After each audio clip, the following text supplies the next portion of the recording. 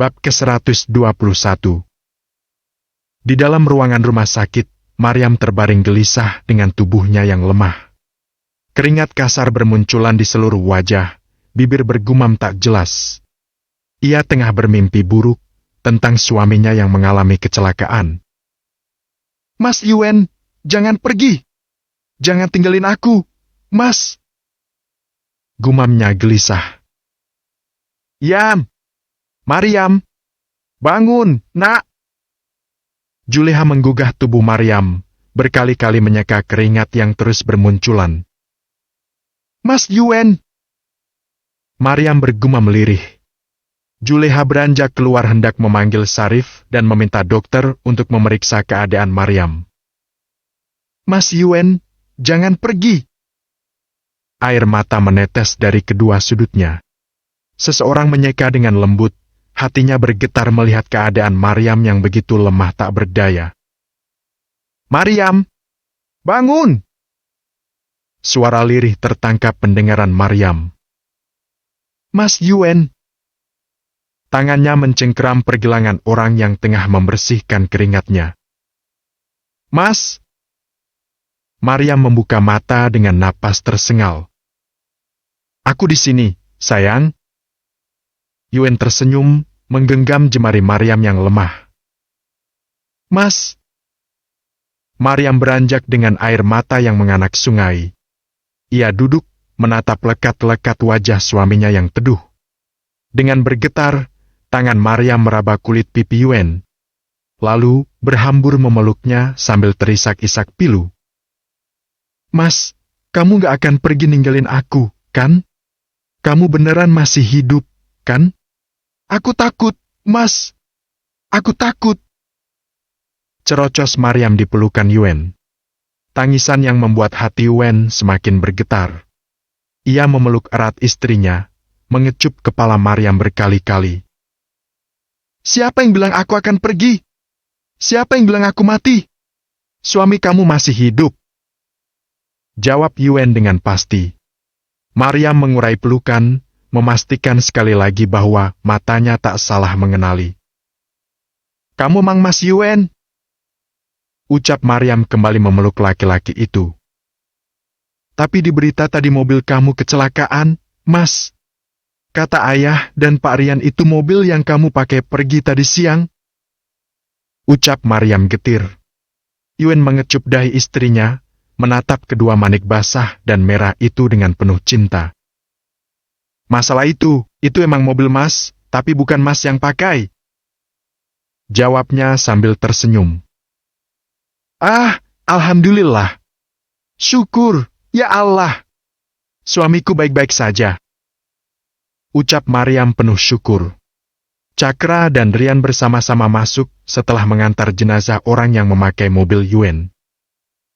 "Ternyata korbannya 3, bukan cuma 1.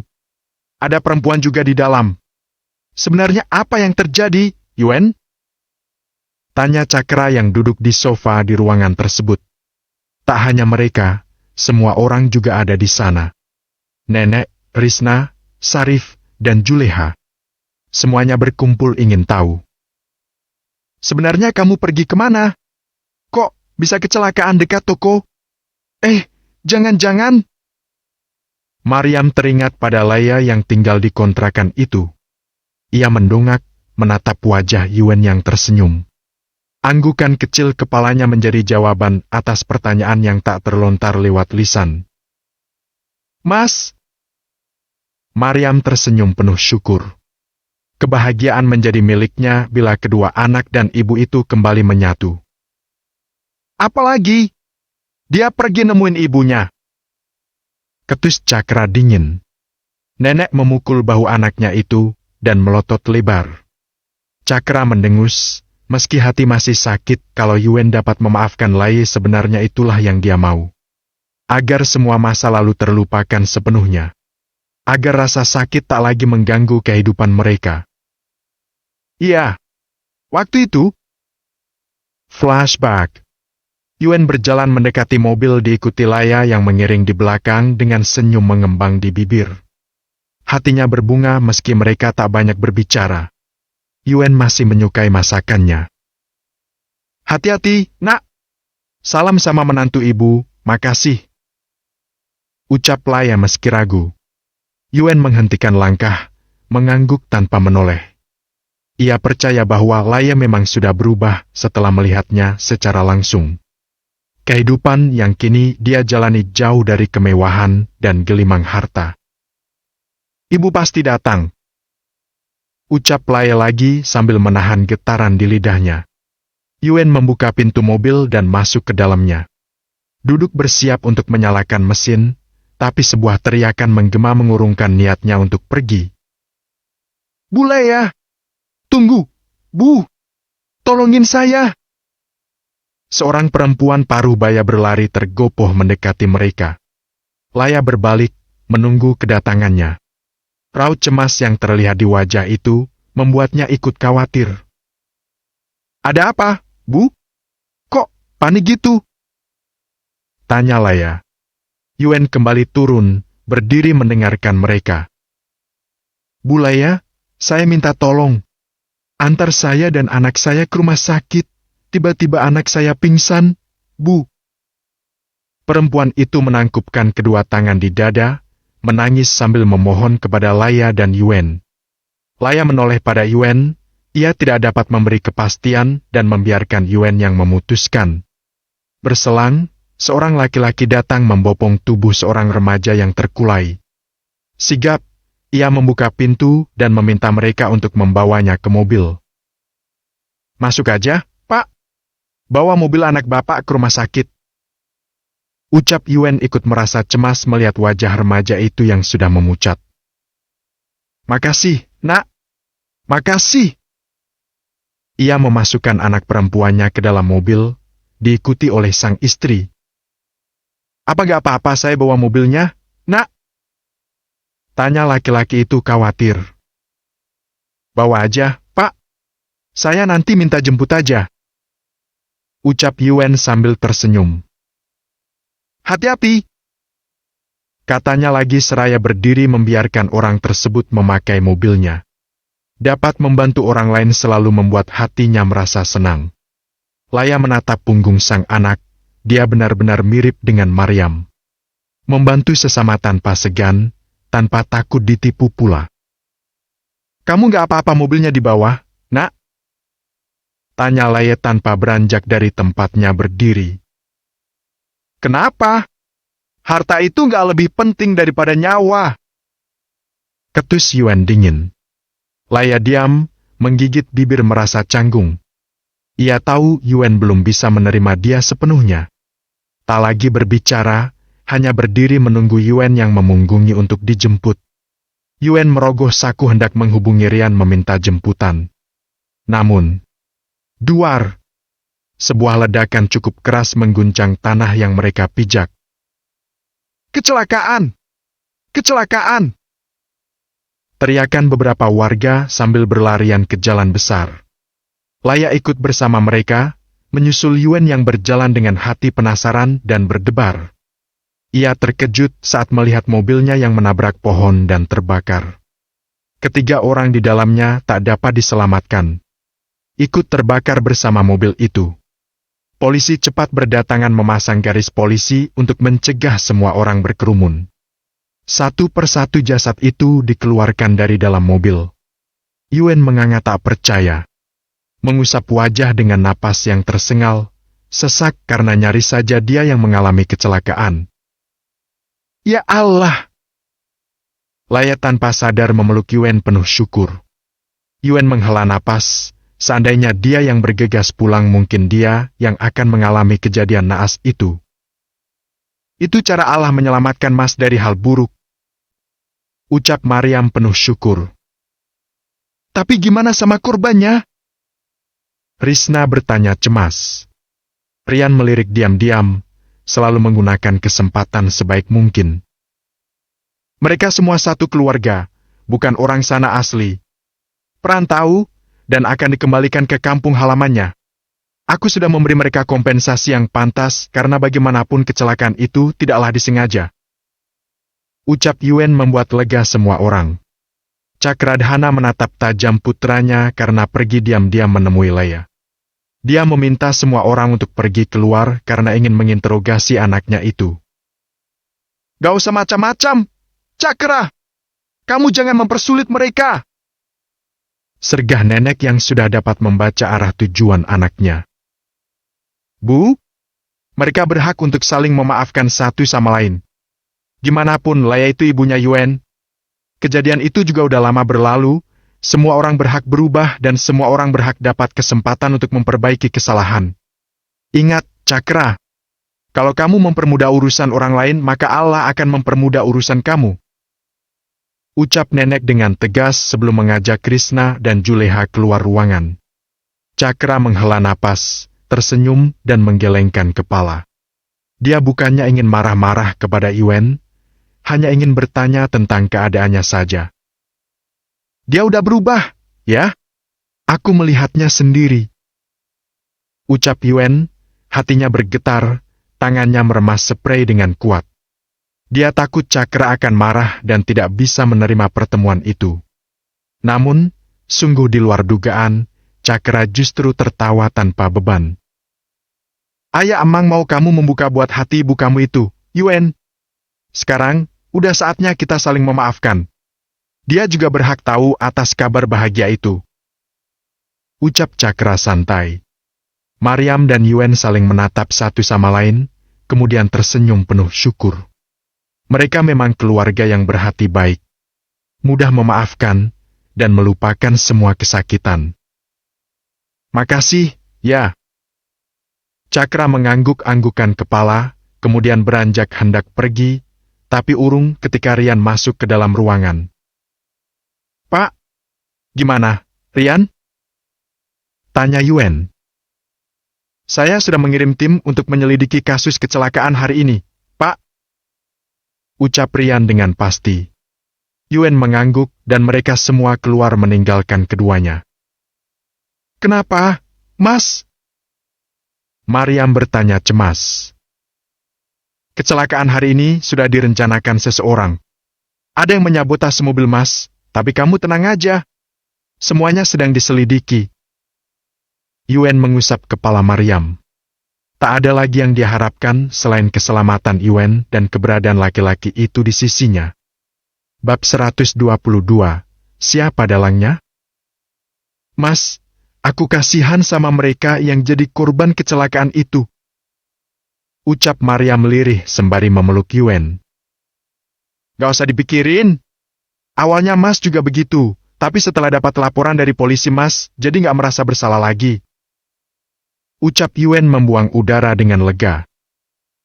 Kenapa emangnya, Mas? Mariam antusias mendengarkan.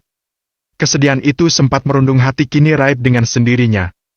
Melihat Yuen baik-baik saja, melihat suaminya kembali dalam keadaan utuh tak luka sedikit pun juga. Mereka DPO, komplotan pencuri yang sering berpindah-pindah tempat. Sudah lama polisi mencari mereka, tapi selalu berhasil lolos. Jawab Yuen. Mariam menganga tak percaya, tapi ikut merasa senang setelah mendengarnya. Awalnya Mas kasihan sama mereka ketika lihat anaknya sakit, tapi mereka itu bukan keluarga. Komplotannya ada banyak bertebaran di kota kita ini. Bukan cuma mencuri barang, mereka juga menculik anak-anak buat dijual. Papar Yuen sedikit geram karena sudah tertipu oleh mereka. Mariam mengepalkan tangan kesal, mengusap perutnya yang masih rata dengan segenap cinta yang dia punya. Terus uang kompensasi yang Mas kasih gimana? Tanya Mariam teringat uang tersebut. Polisi menahannya, beruntung kabar itu lebih dulu datang. Orang-orang yang tinggal di sana tahunya mereka itu perantau, katanya baru 2 minggu tinggal di sana. Ucap Yuen penuh sesal bila teringat kejadian sore tadi. Mariam menghela napas, menatap wajah suaminya lekat-lekat. Kerutan di sana menandakan ia tengah memikirkan sesuatu. Mas ketemu sama Ibu Laya? Tahu dari mana Ibu Laya tinggal di sana? Tanya Mariam hati-hati. Yuen melengos, tapi ia tahu menghindar bukanlah solusi. Ia juga butuh seseorang untuk mendengarkan isi hatinya. Manajer toko yang bilang sama Mas, dia lihat kamu sama perempuan itu di sana. Jawab Yuen diakhiri helaan napasnya yang panjang. Maryam tercenung, menyadari sesuatu saat membayangkan sikap dan tingkah laku manajer tokonya. Pantas saja selama ini aku ngerasa aneh sama manajer toko, sampai-sampai Nina salah paham. Rupanya dia mata-mata Mas, ya? Ujar Maryam memicingkan mata pada suaminya. Yuen terkekeh, memeluk istrinya dan mengecup kepala wanita yang amat dia sayangi itu. Maaf, ya. Mas cuma gak mau kamu kenapa-napa. Mas minta dia buat ngawasin kamu selama di toko. Katanya jujur. Bukan cuma dia, tapi Nina juga. Mas minta dia buat jaga kamu. Lanjut Yuen membuat Maryam mendelik. Lalu, ia tertawa kecil teringat akan tingkah keduanya.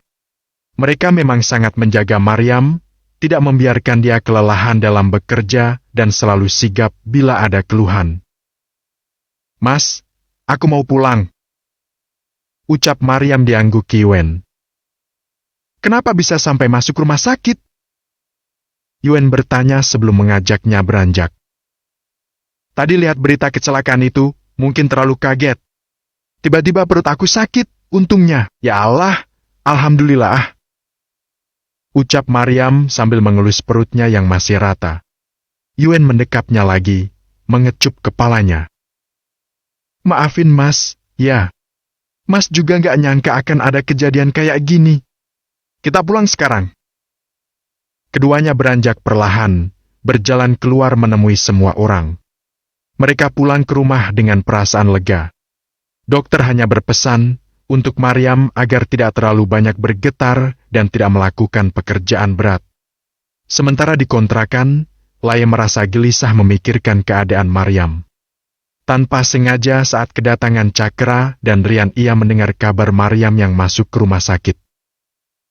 Ya Allah, mudah-mudahan menantuku baik-baik saja. Ia bergumam lirih, mengusap wajah penuh harap. Tak ada yang diharapkan kini selain keselamatan Maryam. Apa aku boleh pergi ke rumah sakit? Apa mereka ngizinin aku lihat Maryam? Dia kembali bergumam ragu. Menatap uang di tangan yang hanya ada beberapa rupiah saja. Cukup untuk naik angkot menuju rumah sakit. Tapi kalau aku pergi ke rumah sakit, besok gak punya ongkos lagi buat ke rumah Yuen. Ya Allah. Lirihnya bimbang. Laya menghela napas, duduk di ruang tengah menenangkan hatinya. Jika pergi pun, belum tentu mereka semua mengizinkannya untuk melihat Maryam. Ia hanya bisa berdiam diri di rumah, sambil melangitkan doa untuk keselamatan semua orang. Di belahan kota yang lain, sepasang suami istri sedang bertengkar. Anak mereka menangis histeris, menyaksikan perdebatan sengit orang tuanya. Kenapa kamu bisa dipecat dari perusahaan? Bentak laki-laki itu sekali lagi dengan suara semakin meninggi. Semua ini gara-gara Maryam. Aku nggak tahu kalau dia itu istri bos aku. Jawab Putri sengit. Suaminya yang sekarang pengangguran dan dia yang baru saja dipecat oleh Yuen. Terus gimana sama tagihan rumah, mobil, dan yang lainnya? Siapa yang mau bayar? Kamu tahu aku sekarang pengangguran, belum dapat kerja lagi.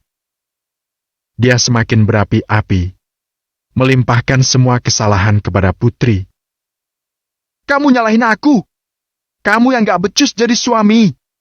Coba aja kamu gak korupsi, kamu gak akan jadi pengangguran kayak gini. Putri ikut naik pitam. Dia tak ingin disalahkan atas semua yang menimpa keluarganya. Aku korupsi juga karena kamu, ya. Kamu yang terlalu banyak tuntutan sama aku. Selalu pengen dibeliin ini dan itu, cuma buat pamer sama teman-teman kamu. Sekarang gak ada perusahaan yang mau nerima aku. Tuding laki-laki itu sembari mendorong tubuh Putri hingga terjatuh di sofa. Rumah besar ini juga kemauan kamu. Kamu bilang cicilannya akan kamu bayar. Sekarang kalau kamu dipecat, siapa yang mau bayar? Laki-laki itu menatap kesal pada Putri. Terus mau kamu apa sekarang? Aku udah dipecat dan gak bisa lagi kerja di perusahaan manapun. Kamu sebagai suami yang harus bertanggung jawab, jangan limpahin semua kesalahan sama aku. bentak putri seraya beranjak dan pergi ke kamarnya tanpa peduli pada anak mereka yang sedang menangis histeris. Pengasuh pun tak berani mendekat, sampai keduanya pergi barulah ia mendekat dan mengambil anak asuhnya. Semua ini gara-gara si Maryam itu. Awas aja kamu Maryam, aku nggak terima. Kamu nggak bisa bahagia di atas penderitaan aku. Kecam putri dengan tangan terkepal erat. Kebetulan besok resepsi pernikahan mereka, lihat aja apa yang akan aku lakuin buat hancurin kamu, Maryam. Ancam putri semakin tak sabar menunggu esok tiba. Sementara di tempat lain, seseorang yang lain sedang merayakan sebuah pesta kecil bersama temannya. Di depan mereka terdapat minuman, di sebuah bar yang gemerlap oleh lampu. Kali ini pasti berhasil menyingkirkan laki-laki itu. Dia terlalu sombong, juga istrinya yang sok kecantikan. Sudah pasti akan menderita kehilangan suami tercinta. Ucap salah satu dari mereka sambil tertawa puas. Keduanya bersulang, tertawa merayakan kemenangan. Kabar kecelakaan Yuen benar-benar membuat mereka merasa puas. Di rumah Cakra, Juleha berkumpul dengan kedua anaknya di kamar. Saling bercerita, berbagi kisah selama berpisah. Juleha mengeluh kedua kepala anaknya yang berbaring di pangkuan. Sama seperti dulu, mereka sering berebut ibu. Mengenang masa kecil, membuat mereka merasakan kebahagiaan. Bab 123, Serangan. Acara resepsi digelar mewah dan meriah. Ricky dan asistennya turun langsung untuk merubah Cinderella menjadi putri yang cantik jelita. Di luar, Yuen bersama Cakra menyambut para tamu yang datang. Mulai dari masyarakat kalangan atas sampai teman-teman mereka sebagian. Kamu masih selamat dari kecelakaan itu, Yuen. Nasib kami memang baik, tapi aku nggak akan nyerah. Seseorang bergumam pelan tanpa ada yang mendengar. Di antara para tamu yang hadir, sepasang mata menatap tajam pada sosok Yuen. Yoga, Nina, dan karyawan toko yang lainnya pun turut berdatangan. Mereka menghampiri Yuen yang sudah seperti seorang pangeran berkuda putih, dan Cakra yang tak kalah gagah. Selamat, Pak. Selamat atas pernikahannya. Ucap Yoga diikuti yang lainnya. Yuen tersenyum menerima penghormatan pegawainya itu. Ngomong-ngomong di mana pengantin perempuannya, Pak? Semua karyawan pengen tahu. Tanya manajer toko Yuen melongo ke sana kemari mencari sosok Maryam. Yuen tersenyum, ia sendiri juga tak sabar menunggu kedatangan pengantinnya. Masih di dalam. Makasih, ya, selama ini kalian udah jaga istri saya dengan baik. Ucap Yuen dengan ramah. Mereka saling menatap satu lain, tak percaya bos yang dulu tak pernah berbicara dengan mereka sekarang bahkan mengucapkan terima kasih. Ini benar-benar di luar dugaan mereka. Ah, iya, Pak. Jangan sungkan. Sahut Yoga gugup, juga Nina yang hanya mengangguk. Sedangkan yang lain merasa bingung dengan apa yang terjadi. Silakan. Yuen menunjuk hidangan yang disediakan dalam pesta, mempersilahkan mereka untuk duduk menikmati semua yang ada. Terima kasih, Pak. Mereka beranjak mengikuti Yoga dan duduk melingkar di salah satu meja. Berbincang tentang jalannya pesta, juga dekorasi yang sedemikian rupa. Di mana Maya? Bukannya tadi dia ikut rombongan? Kenapa sekarang nggak ada? Tanya Yuen mencari keberadaan Maya. Iya, kemana, ya? Yang lain menanggapi. Pak, aku udah bilang Maya ini nggak sebaik kelihatannya. Dia gak suka sama Maryam meskipun mereka adik dan kakak. Saya sering lihat dia marahin Maryam. Mungkin malu mau masuk ke pesta ini. Ujar Nina sedikit mendengus kesal karena ucapannya tidak didengar. Yoga dan yang lainnya tercenung. Mereka baru mengetahui bahwa Maya adalah adik Maryam. Pantas saja tingkahnya sok. Kenapa harus malu? Di sini, kan, gak ada Maryam? Celetuk salah satu dari mereka membuat Nina dan Yoga cepat menatap tajam ke arahnya. Kenapa? Kok lihat aku kayak gitu? Tanyanya mengernyit bingung. Sang manajer menepuk dahi, terlupa bahwa tak ada yang tahu jika pengantin Yuen hari ini adalah Maryam. Nanti kalian juga tahu. Ketus Nina masih kesal karena Maya. Yoga memperhatikan dalam diam, dia tahu Nina adalah rekan kerja Maryam yang sangat peduli padanya. Bahkan, mereka lengket seperti perangko. Di mana ada Maryam, di sana ada Nina. Sekarang, Maryam sudah tidak lagi bekerja. Nina sering menyendiri di belakang, terkadang menelpon atau berbalas pesan dengan Maryam. Selama ini, Yoga selalu memperhatikannya. Nin, gimana ceritanya kamu bisa tahu? Yoga berbisik sambil menggerakkan dagunya ke arah Yuen. Sekejap saja dia mengerti apa yang dimaksud pertanyaan itu. Bapak, kan, tahu kami sahabatan. Apa yang gak aku tahu soal Maryam? Aku diminta Pak Yuen jagain Maryam kemanapun dia pergi. Terutama kalau pulang ke rumahnya. Jawab Nina berbisik pula. Melihat mereka berdua saling berbisik dan terkadang tertawa kecil, membuat semua karyawan toko yang ikut hadir menduga-duga hubungan mereka. Efem, bentar lagi ada yang nyusul kayaknya. Celetuk salah satu dari mereka diiringi tawa kecil dari semua orang. Siapa? Nina berbalik, menatap mereka penuh tanya. Pakai nanya. Mereka melengos. Di tengah kebingungan, Nina menatap atasannya yang berpaling dan seolah-olah tak mendengar apa yang sedang mereka bicarakan. Pak, memang siapa yang bentar lagi nyusul? Bapak? Tanyanya. Ia menatap Yoga penasaran, siapa wanita yang akan menjadi istri dari atasannya itu. Nggak tahu. Tanya sama mereka, kenapa tanya aku? Ketus sang manajer tiba-tiba menjadi gugup. Ia tahu yang dibicarakan bawahannya itu adalah dirinya dan Nina. Siapa lagi? Senda gurau pun tak terelakkan, dengan Nina dan Yoga sebagai bahan tawa mereka. Semuanya terlihat akrab, tidak ada kesan atasan dan bawahan karena mereka berada di luar jam kerja. Di antara kepala yang ada, sosok Maya berbaur. Diam-diam mengamati keadaan pesta dan tersenyum sinis. Enak banget hidup kami, Kak Iam. Tinggal di rumah besar dan mewah, semuanya ditanggung tanpa harus kerja. Sementara aku, harus susah payah cari uang buat makan. Kamu juga gak mau ajak aku tinggal di rumah ini. Jahat kamu, Kak. Hati Maya bergumam sinis, iri dan dengki dengan kehidupan yang kini dijalani Maryam. Kalau dulu kamu ngalah sama aku, mungkin aku yang akan jadi Nyonya Yuen di rumah ini. Dia kembali bergumam. Tak disangka kehidupan Maryam jauh lebih baik dari sebelumnya. Dia kira, kakak ketiganya itu akan menikah dengan lelaki tua sama seperti Risna. Ternyata, di dalam kamar, Ricky masih memperhatikan penampilan Maryam sebelum memintanya untuk keluar.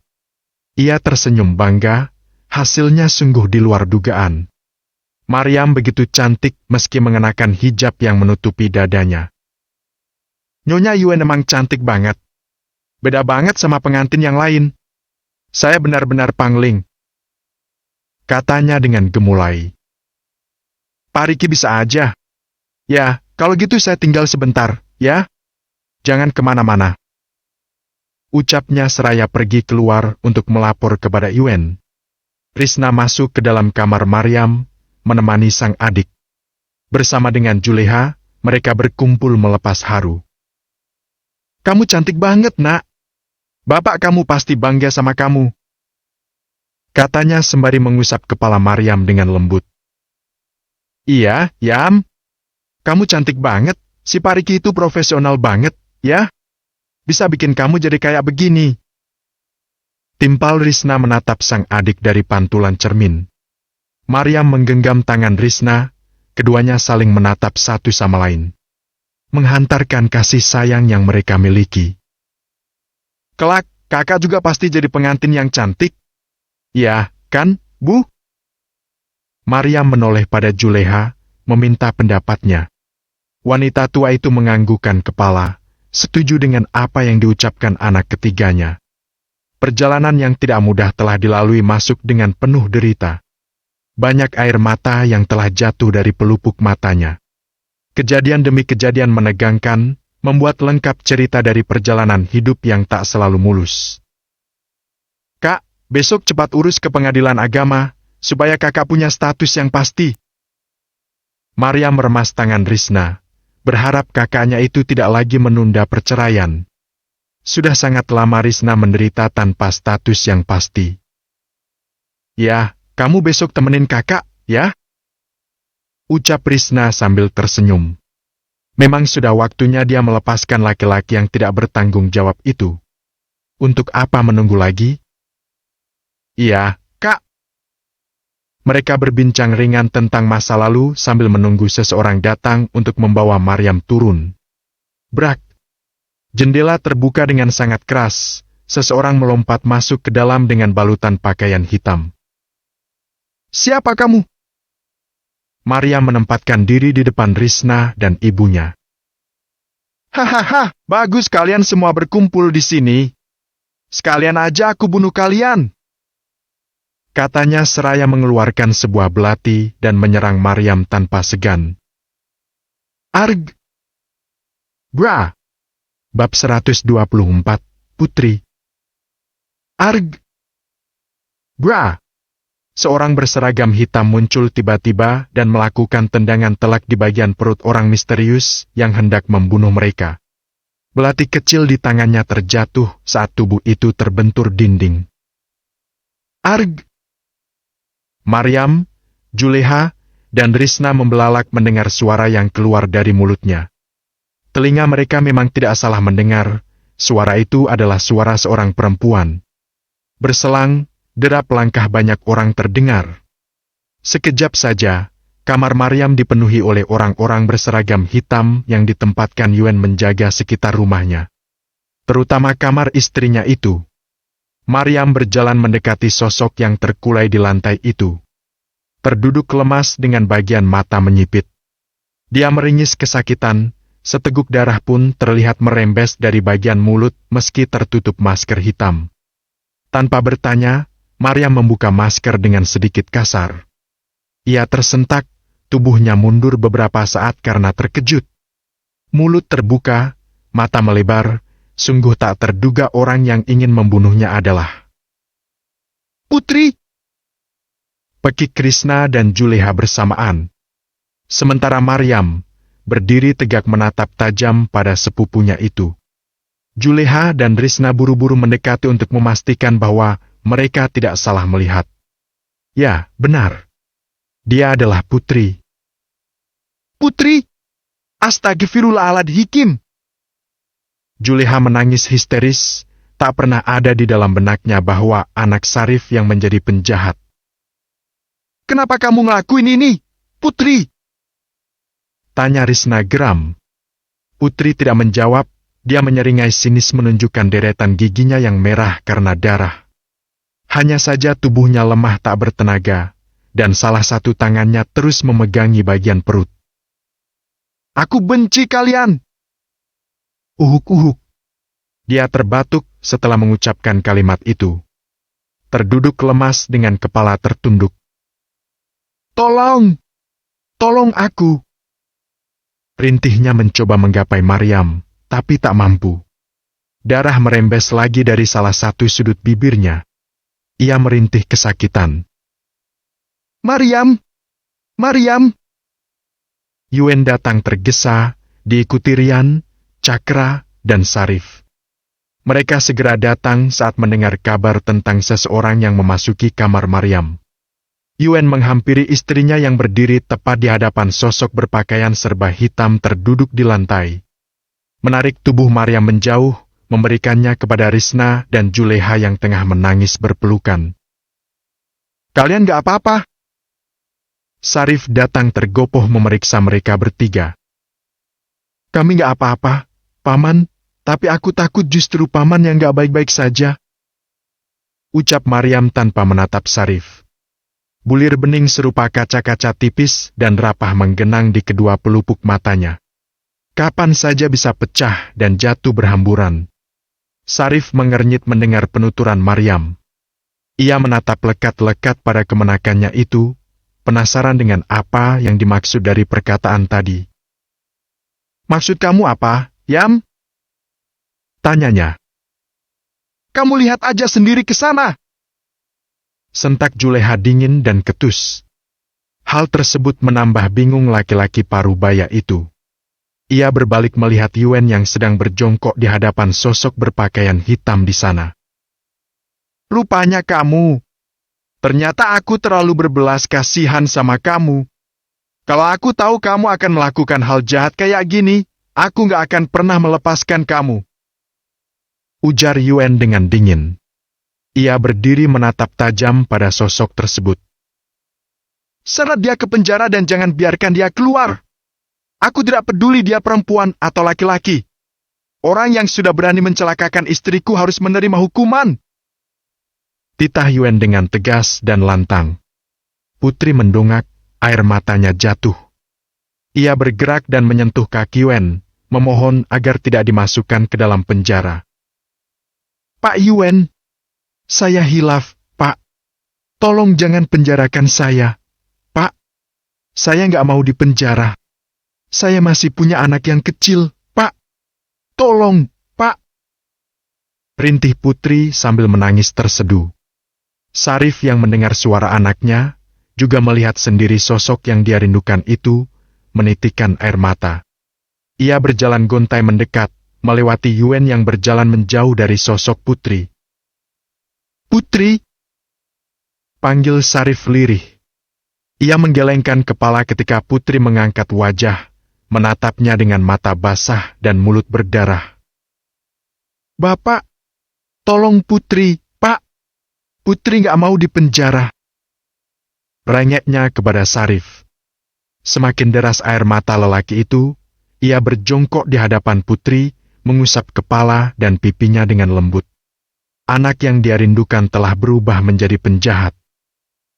Kenapa kamu ngelakuin ini, Nak? Maryam itu sepupu kamu. Kenapa kamu tega kayak gini, Putri?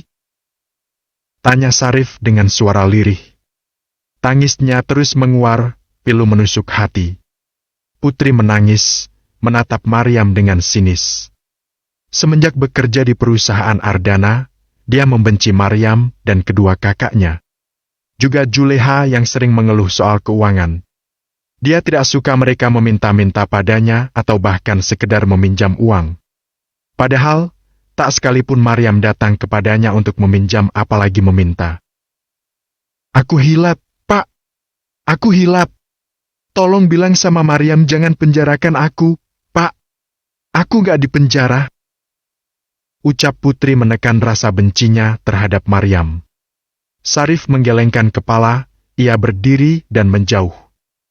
Tak berani memohon untuk tindakan jahat yang telah dilakukan anaknya itu. Aku tidak tahu jika dia adalah anak paman. Kenapa paman yang baik hati bisa punya anak berhati iblis kayak dia? Ingin membunuh sepupu sendiri. Ujar Yuen tak habis pikir dengan Putri. Sarif menunduk, tak lama kemudian duduk bersimpuh di hadapan mereka dalam keadaan menangis. Paman. Maryam berhambur mendekat, menahan tubuhnya jatuh di lantai. Biar, Maryam. Paman bukan mau meminta belas kasihan sama kalian. Paman cuma mau minta maaf atas apa yang dilakukan Putri. Dia emang pantas dihukum, Paman juga nggak keberatan, tapi Paman minta tolong sama kalian. Paman mau ketemu sama cucu Paman. Ucap Sarif sambil menangis tergugu. Dia merindukan cucunya, sosok kecil yang tak pernah diizinkan Putri untuk dia peluk walau sebentar saja. Kalian dengar? Datangi rumah wanita ini dan ambil anaknya. Bawa dia ke rumah ini. Titah Yuen pada orang-orang berseragam hitam yang menjaga kamar Maryam. Maryam mencegah, cara yang dilakukan Yuen tidaklah efektif.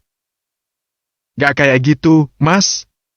Sebaiknya kita datangin rumahnya baik-baik. Kita pergi ke sana dan ajak Paman juga. Besok kita pergi ke sana. Gak apa-apa, kan, Paman? Tanya Maryam menatap Sarif. Laki-laki parubaya itu berdiri, dia tidak keberatan sama sekali menunggu 1 hari. Setuju dengan rencana Maryam untuk menjemput sang cucu esok hari. Bapak, gimana sama aku? Pak, aku nggak mau dipenjara, Pak. Jerit Putri ketakutan.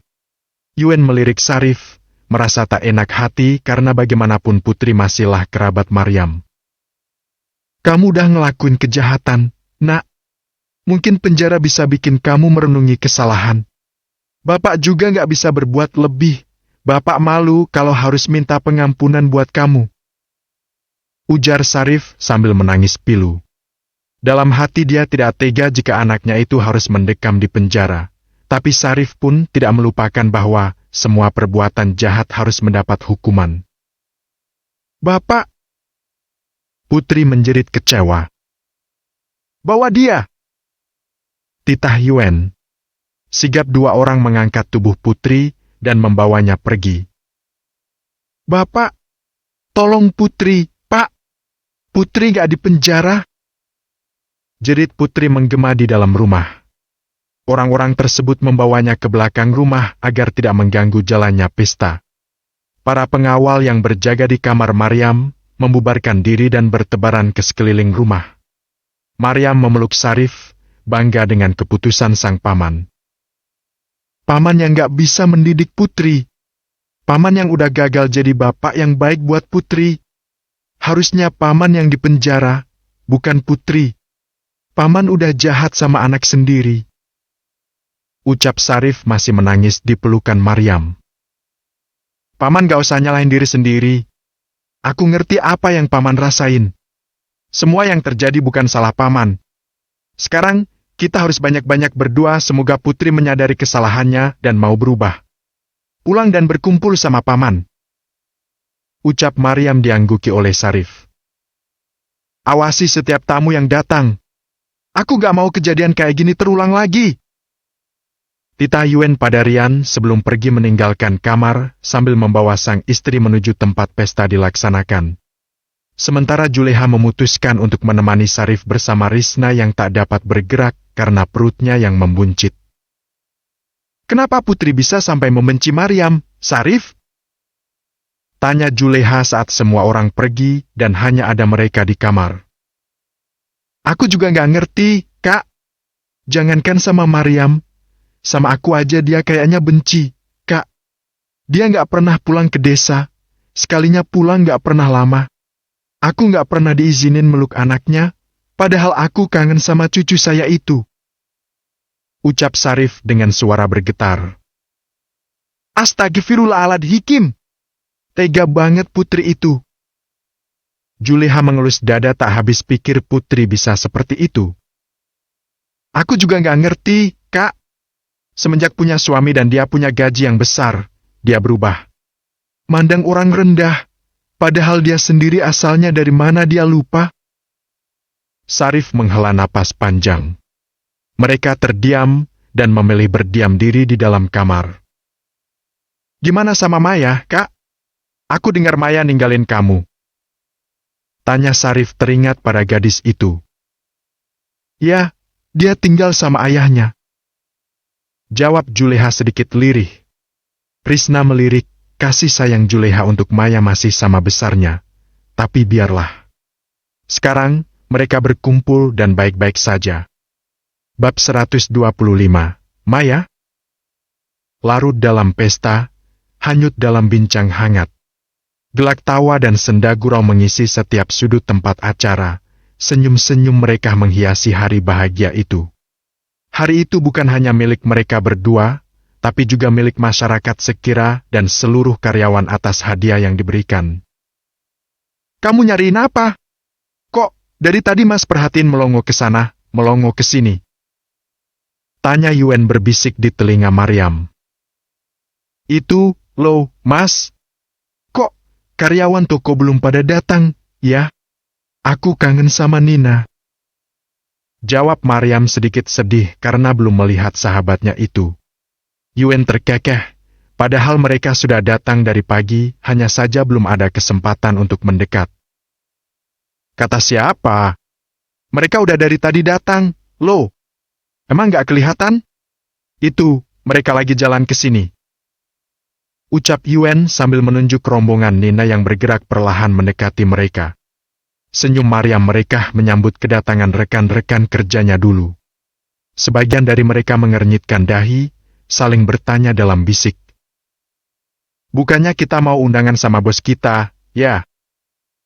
Salah satu dari mereka berbisik. Ya, Pak Yuen. Emang kamu udah pernah lihat mukanya langsung? Yang lain menimpali berbisik pula. Belum, sih.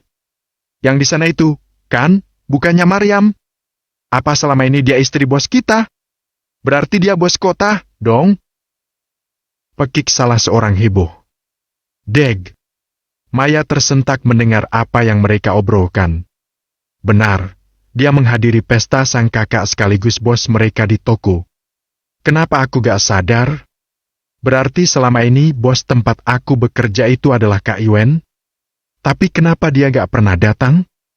Pantes saja Kak Yam udah gak ada kerja lagi. Maya memberengut, masih menundukkan kepala tak ingin terlihat oleh Maryam dan Yuen. Mereka tidak tahu jika kini dia bekerja di toko milik Yuen menggantikan Maryam. Nina! Panggil Maryam melambaikan tangan, ia nyaris melompat jika saat Yuen tak segera mencegahnya. Jangan banyak bergerak. Ingat kata dokter. Kalau kamu kayak gini lagi, aku nggak akan kasih izin kamu berdiri di sini. Ancam Yuen berbisik di telinga Maryam. Ia lupa, memang itulah yang dikatakan dokter sebelum dia pulang. Tidak boleh banyak bergerak dan tidak boleh melakukan pekerjaan berat. Maryam mengulum senyum, melirik Yuen yang menyalang padanya. Iya, Mas. Aku lupa. Gak lagi. Katanya sambil menggelengkan kepala. Maryam bergidik ngeri ketika mengingat sisi kejam Yuen saat menangani putri tadi. Ia kembali menatap Nina yang masih berjalan ke pelaminan. Maryam! Nina berlari dan menaiki pelaminan. Memeluk Maryam menumpahkan kerinduan. Kangen banget, katanya manja. Aku juga. Apa yang dilakukan Nina membuat iri karyawan lainnya, tapi juga sekaligus kagum. Persahabatan mereka tak lekang oleh waktu. Maryam tetap menganggap Nina sebagai sahabatnya, meski kini dia adalah istri seorang bos. Selama ini juga Maryam tetap baik terhadap mereka, tidak pernah menyebut diri sebagai istri bos untuk menindas mereka. Maryam bukan orang seperti itu. Aku dengar kemarin kamu masuk rumah sakit, ya? Kenapa? Kok sampai masuk rumah sakit? Tanya Nina dengan cemas. Pasti karena berita mobil Pak Yuen yang kecelakaan? Tebak salah satu dari karyawan yang berada di belakang Nina. Maryam tersenyum dan mengangguk. Dia terlalu syok hingga menyebabkan jatuh pingsan. Padahal kejadian itu ada di dekat toko. Kamu semua juga lihat kalau Pak Yuen baik-baik aja. Malah ada nonton di sana. Ucap Yoga yang sempat mendatangi tempat kejadian kemarin. Maryam tersenyum setelah menghela napas. Iya, saya lupa kalau ada kalian di sana. Tapi alhamdulillah yang ada di mobil itu bukan suami saya. Ujar Maryam melirik Yuen yang memperhatikan mereka. Tapi syukurlah sekarang semuanya baik-baik saja. Aku seneng bisa ketemu sama kamu. Ucap Nina yang kembali memeluk Maryam. Mereka bergantian menyalami Maryam dan memeluknya dengan ramah. Kecuali laki-laki yang sama sekali tidak bersentuhan. Tiba giliran orang paling belakang, adalah Maya yang tertunduk. Beberapa karyawan baru juga diperkenalkan Nina padanya. Dia karyawan baru juga? Kenapa? Kok kayaknya aku kenal, ya? Bisik Maria menunjuk Maya yang berada di belakang. Iya, kamu emang kenal sama dia? Jawab Nina berbisik pula. Maria mengernyitkan dahi, menatap lurus sosok yang menunduk itu. Maryam menelisik dengan saksama, memastikan matanya tidak salah melihat. Ia menyibak Nina dan teman-temannya, mendapat pada sosok tersebut. Maya, kenapa kamu di sini? Tanya Maryam membuat Yuen merasakan alarm berbahaya. Ia sontak mendekat, menempatkan Maryam di belakang tubuhnya.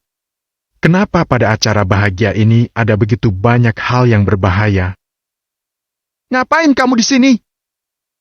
Ketus Yuen. Maya mengangkat wajah, menatap mereka bergantian.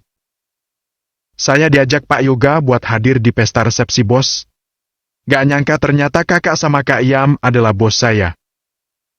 Katanya yang sebenarnya. Dia memang tidak tahu jika bos di toko tempatnya bekerja adalah Yuen. Maya hanya mengira Maryam juga karyawan di toko tersebut, bukan sebagai istri bos. Yoga, gimana kamu ngejelasin ini? Yuen menatap tajam pada manajer tokonya. Menuntut penjelasan kenapa Maya bisa sampai ada bersama mereka. Itu, saya juga nggak tahu kalau Maya ini adiknya Bu Maryam. Kemarin ada beberapa yang ngelamar kerja di toko, dan ada 4 karyawan yang diterima. Salah satunya dia, Pak. Kalau Bapak nggak suka, saya bisa pecat dia, Pak. Ucap Yoga sejujurnya. Dia memang baru mengetahui jika Maya adalah adik Maryam dan hubungan mereka tidaklah bagus. Seandainya saja Nina memberitahunya lebih awal, dia bisa mengambil tindakan lebih cepat. Pak, jangan pecat saya, Pak. Tolong, Pak. Saya butuh kerjaan ini, Pak. Mohon Maya merengek pada Yoga. Melihat adiknya yang memohon, Maryam menduga dia sudah berubah. Mau bekerja saja sudah suatu perubahan yang luar biasa untuk Maya. Mas, udah nggak apa-apa. Biarin aja dia kerja di toko. Bisik Maryam sembari memegang lengan Yuen. Saya mohon, Pak Yuen. Jangan pecat saya. Kak Yam, minta Pak Yuen supaya nggak mecat. Aku, Kak. Aku udah berubah. Aku kerja sekarang, Kak. Ucap Maya memohon pada Maryam. Hanya saja dia tidak bisa menyentuh kakaknya itu karena Yuen menghalangi. Mas. Sekali lagi Maryam berbisik pada Yuen.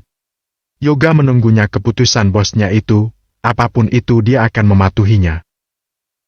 Baik. Karena istri saya yang memohon supaya kamu tetap bisa bekerja, kamu nggak saya pecat kali ini, tapi ingat, kalau kamu punya niat jahat di toko, saya nggak akan segan-segan. Ancam Yuen menatap tajam pada adik iparnya itu. Dari sikapnya tersebut menandakan mereka memiliki hubungan yang tidak baik. Entah karena apa. Yoga, kamu awasin dia baik-baik, jangan sampai bikin ulah. Walaupun dia adiknya Maryam, jangan perlakukan dia berbeda dari karyawan yang lain. Kalau salah, kamu tetap harus menghukum dia. Tegas Yuen kepada manajer tokonya, seraya berbalik pergi bersama Maryam. Baik, Pak. Nina mencibirkan bibir kepada Maya, kemudian membuntuti mereka berdua pergi, diikuti karyawan lainnya kecuali Yoga dan Maya yang masih berhadapan. Kamu dengar kata Pak Yuen? Jangan sampai bikin ulah. Tegasnya sebelum berbalik pergi hendak meninggalkan Maya, tapi kemudian dia kembali menghadap adik Maryam itu. Ingat, kalau kamu punya niat buruk di pesta ini, sebaiknya kamu singkirkan. Kamu gak tahu apa yang bisa dilakukan Pak Yuen terhadap orang yang terbuat jahat sama keluarganya. Mati. Kecam Yoga sebelum benar-benar berbalik pergi. Deg. Jantung Maya berdegup kencang. Dia tidak boleh melakukan kesalahan di acara pesta tersebut. Atau sebaiknya dia menjauh saja dari Maryam. Ah, bagaimana jika pergi? Masalah? Dia sudah membuat masalah sebelumnya. Apakah akan ketahuan? Tidak. Jangan sampai. Diam-diam Maya menjauh dan duduk sendirian di pojokan. Bersama beberapa orang lain yang tidak ia kenal sama sekali. Menyembunyikan ketakutan serta kegugupan yang tiba-tiba datang menyerang. Kenapa? Coba kamu lihat adik kamu itu. Dia mencurigakan. Bisik Yuen yang terus-menerus memperhatikan gelagat Maya meski duduk di kejauhan. Maryam ikut melihat. Dia memang tidak senang dengan kedatangan Maya. Akan tetapi, mendengarnya bekerja untuk mendapat uang sudah membuatnya merasa lega. Itulah yang dia inginkan, Maya bekerja untuk mendapat memenuhi kebutuhannya sendiri. Mandiri dan tidak bergantung pada orang lain. Iya, Mas, tapi ya udahlah. Mungkin dia merasa malu ketemu sama kita. Aku seneng dia sekarang kerja, cari uang sendiri. Gak bergantung lagi sama orang lain. Ujar Maryam sambil tersenyum. Yuen menghela napas, melirik istrinya yang terlalu berbaik hati. Dia tidak pernah berprasangka buruk terhadap orang lain. Selalu menilai semua orang baik, padahal jelas-jelas Maya selalu berbuat semena-mena terhadapnya. Kamu gak usah terlalu baik sama orang, sayang. Jelas-jelas dulu Maya sering nindas kamu, kenapa masih baik sama dia? Bahkan, dia mau rebut suami kamu ini. Yuen mendengus. Maryam memeluk laki-laki itu dengan manja. Tapi semua orang juga punya kesempatan untuk menebus kesalahannya, kan? Sekali lagi Yuen mendengus. Siapa yang datang itu? Bab 126, kemana Maya? Rian! Siapa yang mengundangnya untuk datang? Tanya Yuen ketus dan dingin. Ia menggenggam tangan Maryam dengan sangat erat melihat kedatangan sosok yang tak diharapkan tersebut. Dengan bingung Rian datang menghampiri tak mampu menjawab. Ia sendiri tak tahu jika perempuan itu akan datang ke dalam pesta. Rian! Yuen geram karena lelaki itu tak kunjung menjawab. Saya sendiri nggak tahu, Pak. Saya udah pastiin nggak ada undangan atas nama dia. Saya nggak tahu atas dasar apa dia datang ke acara pesta ini. Ucap Rian seraya berjalan menjauhi Yuen dan menghadang langkah perempuan berpakaian seksi itu. Bisik-bisik pun tak terelakkan, tapi sebagian orang bersikap tak acuh dan tetap hanyut dalam kemeriahan pesta. Cakra yang melihat pun tidak tinggal diam, ia meminta 2 orang pengawal untuk mencegah wanita tersebut masuk ke dalam pesta. Shirley menatap lurus tepat di kedua manik Rian saat mereka berhadapan. Saling menghujam, saling mengintimidasi satu sama lain.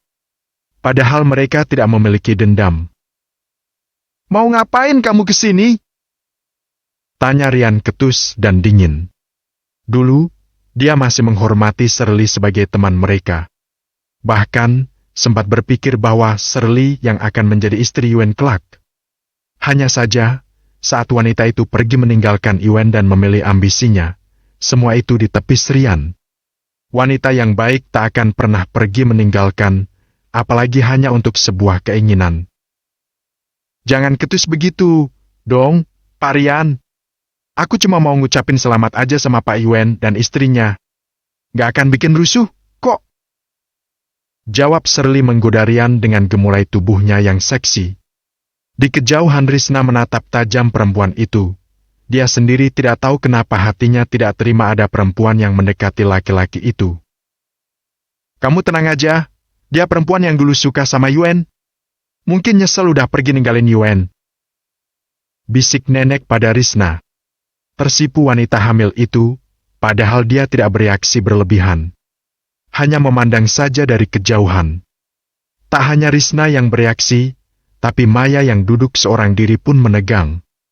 Tangannya menggenggam erat gelas jus, kedua bola mata menatap liar ke segala sisi. Seolah-olah dia sedang tertangkap basah melakukan kesalahan. Sampai matanya tertuju pada Yuen yang tengah memperhatikan. Maya terburu-buru menunduk, membuang muka darinya. Di tempat Rian, laki-laki itu mencekal tangan Shirley dengan cukup kuat, menyeret wanita itu keluar rumah di hadapan semua para tamu. Dihempaskan tubuh seksi itu keluar membuatnya terhuyung nyaris tersungkur. Kamu gak diterima di sini! Pergi sekarang juga! Usir Rian tanpa belas kasihan.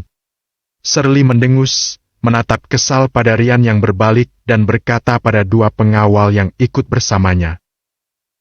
Jangan biarkan wanita ini masuk! Jika dia memaksa, kalian lakukan sesuka kalian. Titahnya seraya pergi tanpa menoleh pada Shirley yang memberengut tak senang. Kalian boleh aja ngusir aku sekarang, tapi nanti malam kalian gak bisa nolak aku. Gumamnya seraya pergi dari rumah Yuen. Shirley melirik tajam, kemudian mengambil langkah pergi.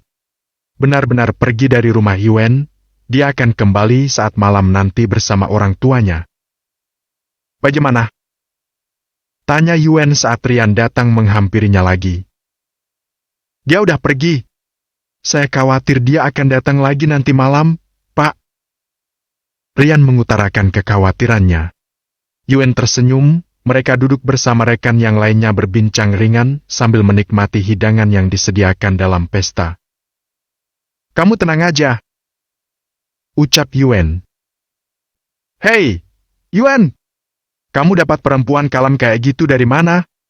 Aku suka lihat istri kamu itu. Kayaknya nurut dan gak banyak tingkah. Tanya salah satu teman Yuen menatap Mariam yang sedang berbicara dengan Nina dan teman-temannya yang lain. Rezeki. Gak terduga juga, dia karyawan aku di toko. Jawab Yuen apa sejujurnya. Wah, ternyata atasan nikah sama bawahan itu gak cuma ada di novel, ya. Mereka tergelak. Tapi semenjak kamu nikah, gak ada MS dingin dan kaku di diri Yuen yang sekarang. Kamu itu lebih ramah dan lebih banyak senyum. Aku kira kutub utara gak akan mencair, ternyata sosok gadis berkerudung di sana yang mampu melakukannya. Ujar salah seorang mengundang gelak tawa dari semuanya. Aku juga pengen punya istri kayak istrinya Yuen. Celetuk Ricky dengan nada gemulai khas dirinya. Perempuan mana yang suka sama laki jadi-jadian kayak kamu, Kai? Mereka kembali tertawa, sementara Ricky mendengus tak senang. Yuen. Dengar-dengar kakak istri kamu itu juga ditinggalkan suaminya. Kalau boleh, aku mau kenalan sama dia. Ujar Fatih mengundang rasa cemburu di hati Rian. Ia menunduk mengepalkan tangan di atas meja tanpa berkata-kata. Wah, kamu itu peli boy. Gak mungkin Yuen kasih kakak iparnya sama kamu. Sambar Ricky membentuk senyum sinis di bibir Rian. Yuen melirik Rian, tersenyum melihat reaksi dari laki-laki itu. Fatih adalah teman mereka yang terkenal playboy, tapi hanya Yuen yang tahu bagaimana Fatih yang sebenarnya. Kayaknya kakaknya Mariam cocok sama Rian. Gimana kalau kamu kejar dia, Rian? Jangan sampai keduluan sama si Fatih. Yang lain menepuk pundak Rian, menyentak hati laki-laki itu. Yuen masih diam memperhatikan. Hanya tersenyum tipis melihat teman-temannya menggoda Rian. Gimana, Yuen? Kamu setuju gak kakak ipar kamu sama Rian? Aku kasihan lihatnya, dia lagi hamil besar, tapi suaminya malah pergi.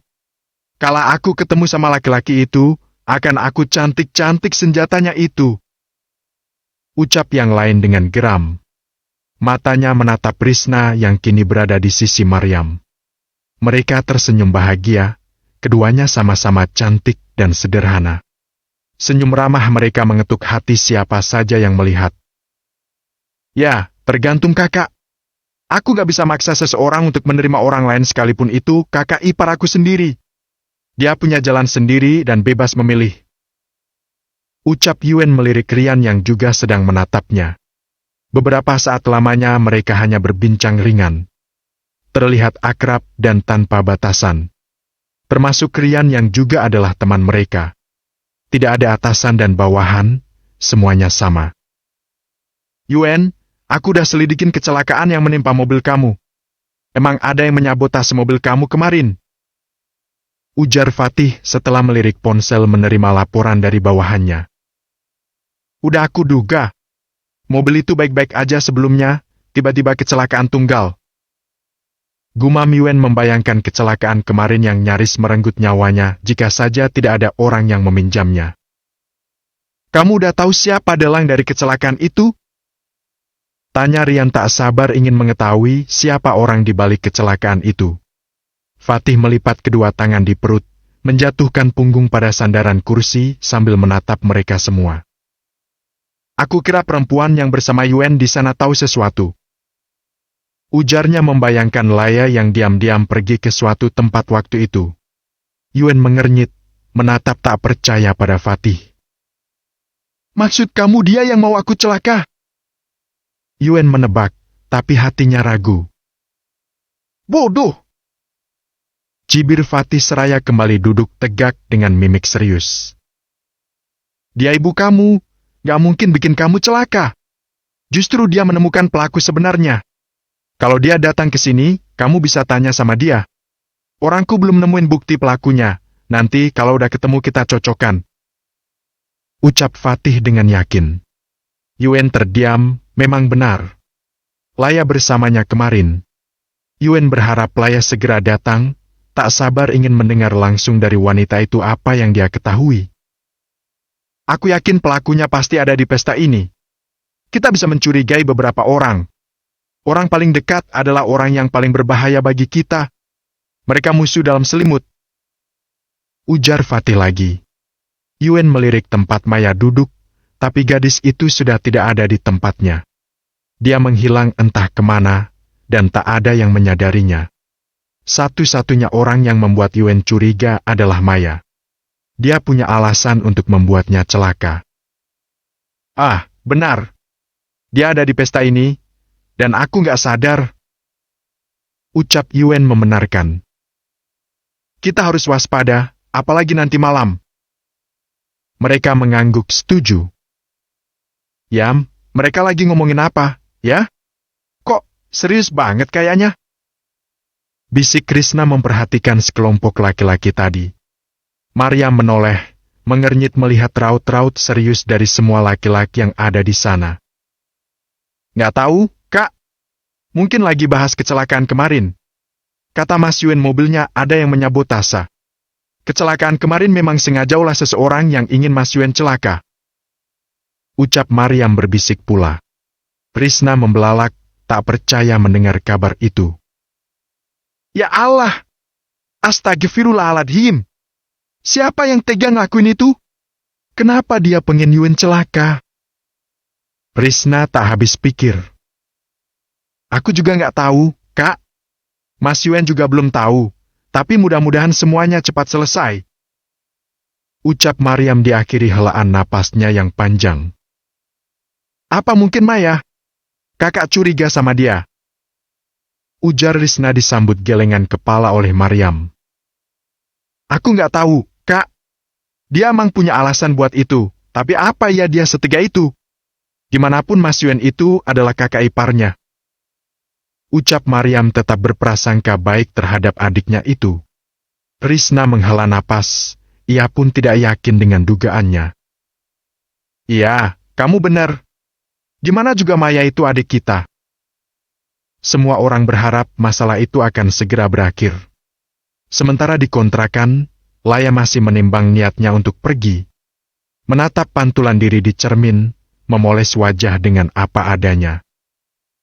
Apa Yuen akan percaya sama aku? Gimana kalau dia nggak percaya? Dia bergumam ragu. Apa yang dia ketahui hari itu, akan dia katakan kepada Yuen. Hanya saja, dia ragu Yuen akan percaya. Bismillah. Bab 127, Kedatangan Laya. Waktu terus berlalu, lembayung senja menghias di langit. Jelaga malam pun berangsur-angsur hadir, menutup seluruh jagat. Pesta untuk kalangan biasa telah usai, tiba pada acara puncak, di mana semua pembisnis hebat, rekan dan kolega akan menghadiri acara yang penuh kebahagiaan itu. Maryam berganti pakaian dengan gamis pesta yang simpel, tapi tetap berbeda dengan para tamu. Hidangan pun berganti, suasana berubah dalam sekejap. Ricky dan rekan-rekannya yang profesional ingin pesta sahabatnya itu meriah dan menjadi bahan perbincangan publik yang baik. Ya Allah, aku lupa nggak kasih tahu Ibu Laya. Karena kejadian itu, harusnya aku minta Rian buat kasih tahu Ibu Laya supaya datang ke pesta ini. Gimanapun dia adalah ibu mertua aku. Gumam Maryam penuh sesal.